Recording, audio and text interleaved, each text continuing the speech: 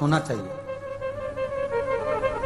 आप चाहते हो कि इस परीक्षा में मैं पास हो जाऊं और बहुत जरूरी है मेरा पास होना, मैं बहुत बार दे चुका हूं, बहुत बार दे चुकी हूं, तो प्रयास करना एग्जाम के पहले कोई सोमवार पड़े, त्रिपुरा सुंदरी माता का नाम लेकर उत्तर की ओर मुख कर कर गन्ने का रस, शुगर का रस, गन्ने का रस, एक का रस लेकर दोनों हाथों में कलश में भरकर नाम और गोत्र आपका बोलकर मन की कामना कर कर, जैसे कांवड़ शिव जी को चढ़ाते हैं दोनों हाथ से, उसी तरह वो गन्ने का रस से शंकर जी का अभिषेक त्रिपुरा सुंदरी के भाव से कर दीजिए महाराज।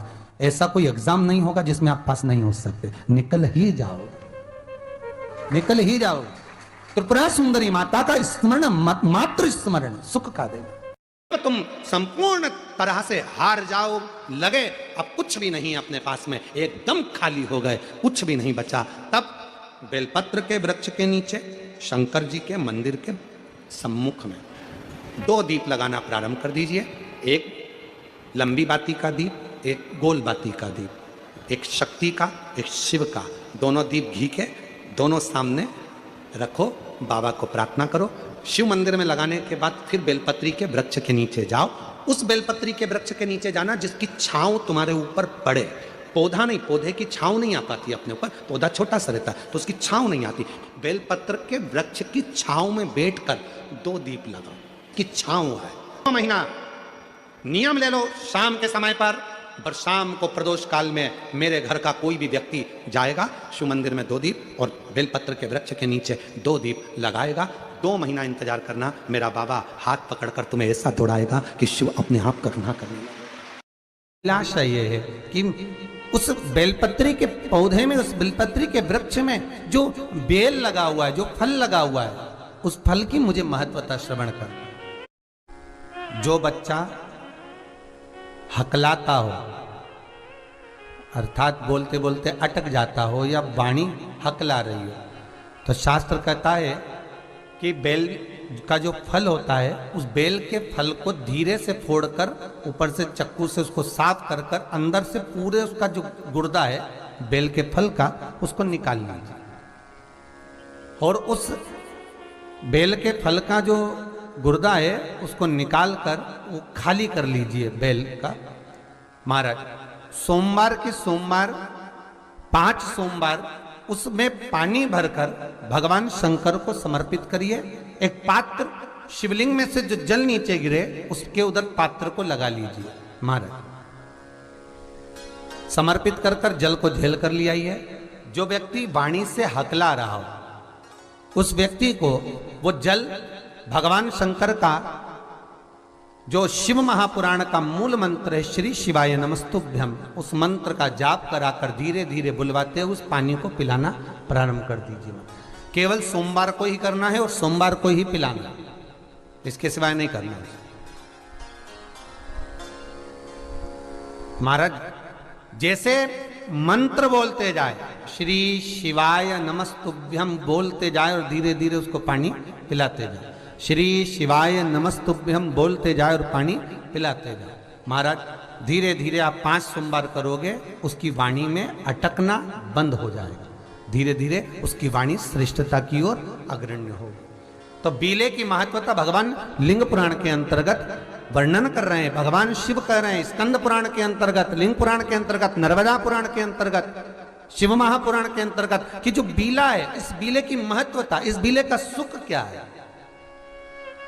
तो क्या कहा महाराज जी, भगवान शिव कहते हैं, अरे पार्वती 1000 अश्वमेध यज्ञ में अग्नि कुंड के अंदर पूर्ण आहुति पर जो गोला समर्पित किया जाता है और एक बेल, एक बीला जो मुझे समर्पित कर देता है, उसको 1000 अश्वमेध यज्ञ का पुण्य फल प्राप्त हो जाता है। फिर समझ लीजिए, केवल सारे शिवलिंग में एक नर्मदेश्वर महादेव ऐसे होते हैं जिन पर कुछ भी चढ़ाओगे तुम खा सकते हो। भगवान को अगर भोग लगाया तो तुमने खा लिया, भगवान के शिवलिंग को अगर कोई वस्तु टच हो गई तो तुम पा सकते हो। मिठाई हो, चूरमा हो, लड्डू हो, पेड़ा हो, गुलाब जामुन हो, इमरती, भजिया, पकोड़ा, फल फ्रूट जो भी होगा वो पा सकते हो। पर नर्मदेश्वर शिवलिंग को छोड़कर शिव महापुराण के अंतर्गत विद्धेश्वर संहिता में लिखा हुआ है कि बाकी के जितने शिवलिंग होंगे उसको अगर कोई वस्तु टच हो गई तो वो खाने के लायक नहीं रहती, वो सांसारिक मनुष्य नहीं खा सकता। शंकर के मंदिर का प्रसाद संसार का मनुष्य उसको ग्रहण नहीं कर सकता, उसको केवल बैरागी त्यागी जिसने घर छोड़ दिया, परिवार छोड़ दिया, अपने कुटुंब कबीले को छोड़ दिया, केवल वही पा सकता है। ये शिव महापुराण की विद्धेश्वर संहिता कर रही है। आप लोगों के घर के अंदर घंटी है, वो गरुण घंटी काय के लिए बजाते हैं उसको? भगवान की आरती में बजाया जाता है, भोग लगे तब बजाया जाता है, भगवान को जगाना हो तब बजाया जाता है। किसके लिए बजाते हैं? भगवान के लिए। तो भगवान के लिए बजाते हो कि भगवान तुम भोजन करो, भगवान तुम जागो, भगवान तुम ये करो, भगवान तुम वो करो। नहीं, शिव महापुराण की कथा कहती है घंटी का नाद इसलिए करा जाता है कि अपनी बुद्धि को, अपने चित्त को केंद्रित करो भगवान के चरणों की ओर। और जितने घर में सदस्य हैं घंटी की आवाज को सुनकर अपने विवेक को ये केंद्रित कर लें कि मेरे घर में मेरा लड्डू गोपाल, मेरे घर में मेरा ठाकुर, मेरे घर में मेरा राम, मेरे घर में मेरा दत्त, मेरे घर में मेरा हरि विठल, मेरे घर में मेरा विश्वनाथ, मेरे घर में मेरा सोमनाथ बैठा हुआ। अपनी बुद्धि को केंद्रित करना। कितना सुंदर एक चरित्र है शिव महापुराण में, जरा देखिएगा। धनु राजा के 2 पुत्र हुए, रंभ और करम। दोनों के घर में औलाद नहीं थी। जल में बैठकर दोनों तप कर रहे थे। इतने में एक मगर आ गया और मगर ने करम्ब को खा लिया। रंभ को लगा मेरा भाई मर गया, अब मैं जल में बैठकर तपस्या नहीं करूंगा, अब मैं जल में बैठकर तप नहीं करूंगा। तो रंभ गया, अब चारों तरफ आग लगाकर, अग्नि लगाकर बीच में बैठकर तपस्या करने लगा, ब्रह्मा जी को प्रसन्न करने लगा। ब्रह्मा जी प्रसन्न हो गए, मांगो रंभ तुम्हें क्या चाहिए? रंभ ने कहा मेरे घर में औलाद नहीं है, संतान नहीं है, आप कृपा करो और मेरे घर में संतान हो। तो कह दिया ए रंभ, तू तपस्या कर कर जैसे उठेगा, जिसको भी प्रेम से देख लेगा, जिसको भी तू प्रेम से देखेगा उसी से तेरी औलाद हो जाएगी।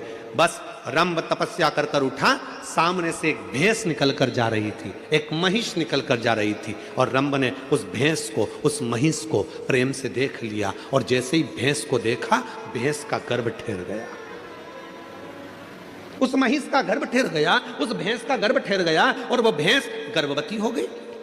भैंस जब अपने मालिक के घर पहुंची, उसका जो पति था भैंसा, महिषा, उसने देखा कि मेरी पत्नी गर्भवती हो गई, इसके गर्भ में किसका बच्चा है?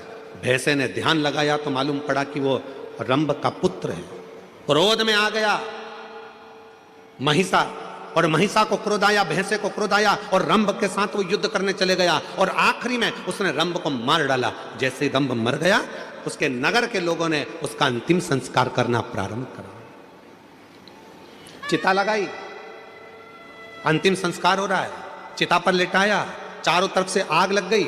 इतने में भैंस को लगा, उस भैंस को जिसके गर्भ में बच्चा था, उस भैंस को लगा कि मेरे गर्भ में इसका बच्चा है जो जल रहा है, जिसकी चिता जल रही है, पर पति तो मेरा यही है, क्यों ना अब मैं अपने भी प्राण त्याग दूं, अपने पति के साथ ही सती हो जाऊं। और वो भैंस दौड़ती दौड़ती अग्नि में कूद पड़ी। जैसे ही अग्नि में कूदी, इतने में उसका एक बच्चा हो गया, जिसका जन्म होते से ही, प्रकट होते से ही उसने मनुष्य का और भैंस का दोनों का रूप धारण करना प्रारंभ कर दिया। उसका नाम महिषासुर हो गया। उसका नाम था महिषासुर।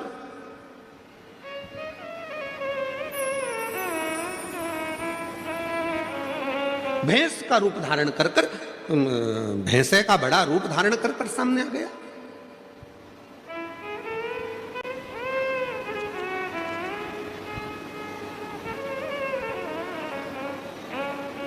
अब महिषासुर ब्रह्मा जी का तप करा, वर मांगा, मुझे वर दीजिए ब्रह्मा जी। ब्रह्मा जी ने पूछा कौन सा वर चाहिए? तो ब्रह्मा जी से कहा मुझे वर दीजिए कि मुझे कोई पुरुष ना मार सके। और महिषासुर ने मन में सोचा कि किसी स्त्री में ऐसा बल नहीं है जो मुझे मार दे, अगर मरूं तो स्त्री के हाथ से मरूं।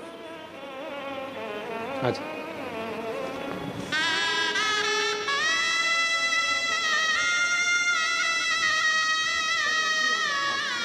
आपको देखे थे, महिषासुर को वर मिल गया, मरूं तो एक स्त्री के हाथ से मरूं। तथास्तु।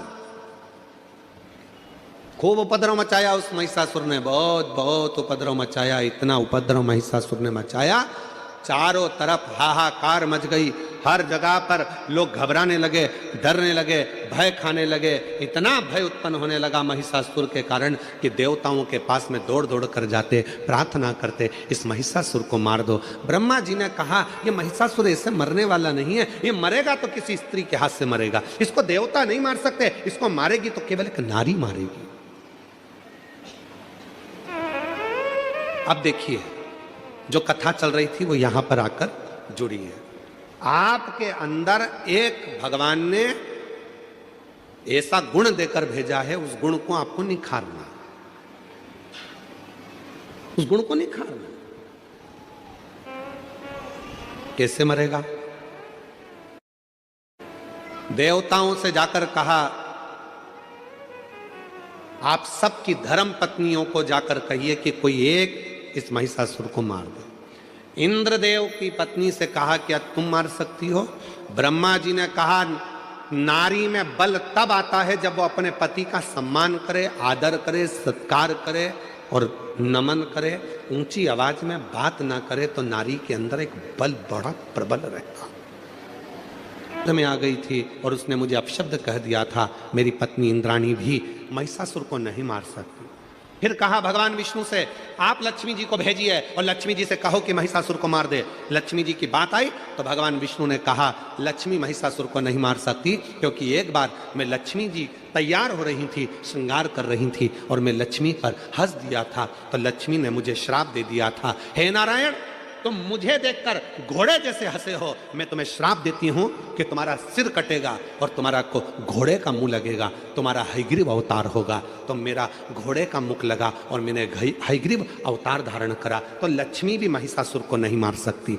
तब देवताओं ने कहा, केवल एक पार्वती ऐसी है जो अपने पति से कभी चिढ़कर नहीं बोलती, कभी क्रोध में नहीं बोलती, इसलिए केवल पार्वती महिषासुर को मार सकती है।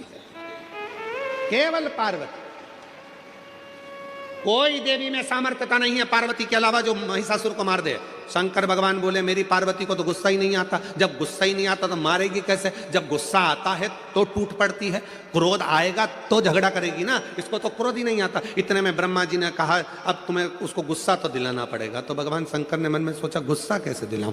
तो एक बार भगवान शंकर ने कहा, मैं प्रयास करके देखता हूं। शिव जी पहुंच गए, पार्वती जी भोजन बनाई, आकड़िया की रोटी बनाई, काकड़िया की साग, और परसे माता पार्वती जी पावे भोलानाथ, मन शिव रटोरे, छोड़ दो कपट मन शिव रटोरे।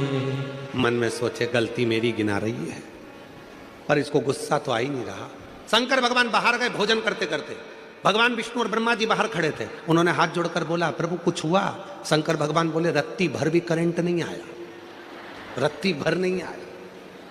इतने में भगवान ब्रह्मा और विष्णु ने तुरंत कहा, प्रभु आपने क्या क्या बोला? तो कहा, मैंने उसके पिताजी के बारे में बोला कि तुम्हारे पिताजी ने कुछ नहीं दिया, तो वो बोली तुम्हारे घर में रखने की जगह नहीं थी, उसके बारे में बोला। तो इतने में भगवान विष्णु ने कहा, एक काम करो कि पार्वती का जो अगला जन्म था सती का, उनके पिता के बारे में बोलो, हो सकता है थोड़ी आग लग जाए, हो सकता। जब तेरे पिताजी ने यज्ञ रखा और उस यज्ञ में सबको बुलाया, मुझे नहीं बुलाया, तुझे नहीं बुलाया, तेरा पिता था अपनी बेटी को नहीं बुलाया, और तू पहुंच भी गई तो धक्के मारकर निकाल दिया तेरे पिताजी ने।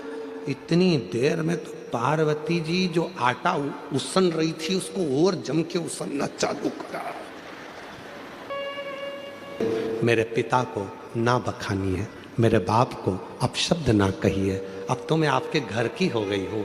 ये आटे पर उंगली बनाने का मतलब है कि अब मैंने सील ठप्पे सब तुम्हारे घर के लगवा लिए हैं, अब सारी प्रॉपर्टी तुम्हारी, जमीन जायदाद मकान सब मेरा और तुम्हारा, तो अब पिता का क्यों बखानना, पिता का क्यों कहना? पर शिवजी तो माने नहीं, गुस्सा दिलाना था।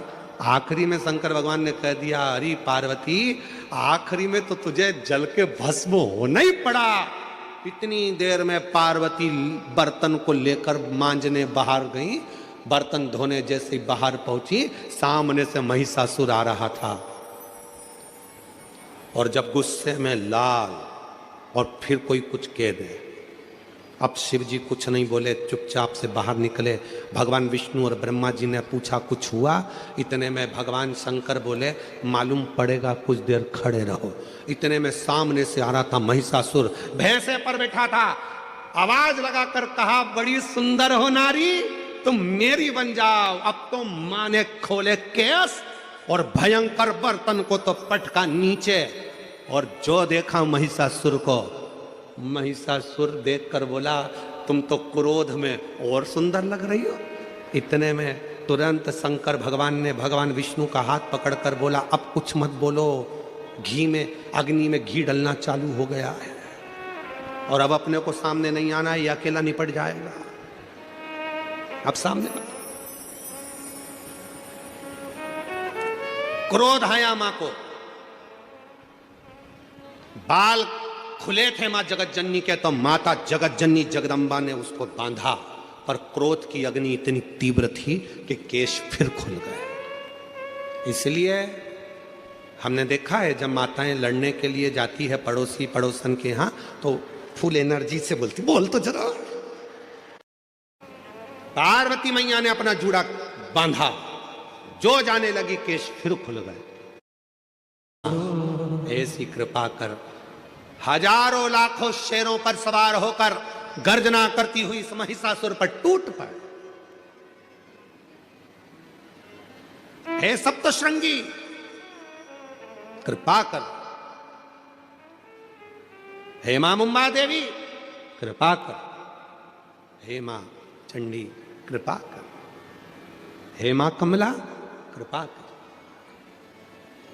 करुणा कर।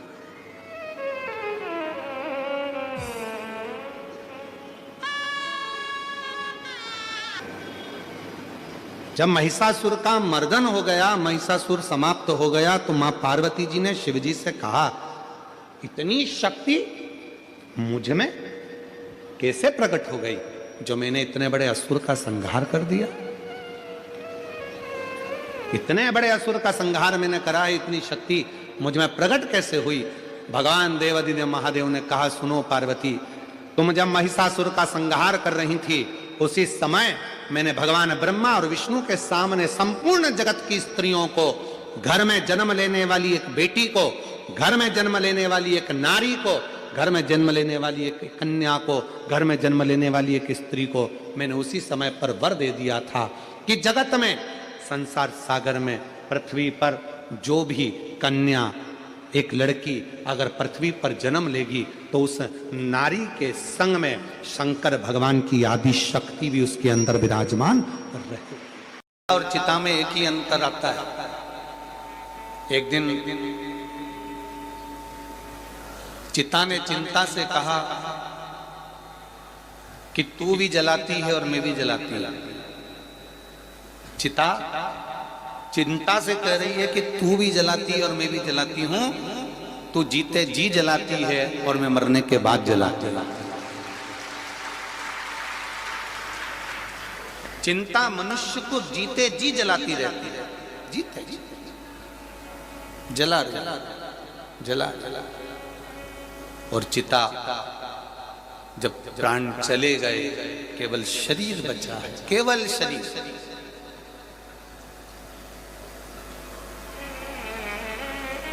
तब इस शरीर को ले जाकर वहां जला दिया गया। चिंता और चिता में एक ही अंतर भारी है कि चिंता मनुष्य को जीते जी जला देती है और चिता मरने के बाद जला देती है। पर यदि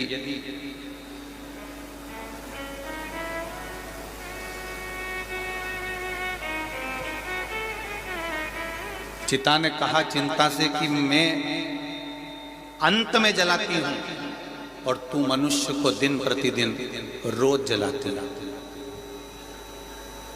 तुझ में और मुझ में कोई अंतर है?